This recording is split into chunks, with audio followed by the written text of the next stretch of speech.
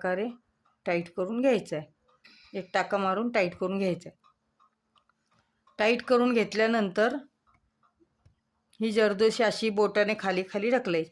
आता आपल्याला छोटे छोटे टाके घ्यायचे ह्याच्यामध्ये। एवढी मोठी जरदोशी घेतली म्हणजे हा मोठा टाका घ्यायचा नाही आपल्याला।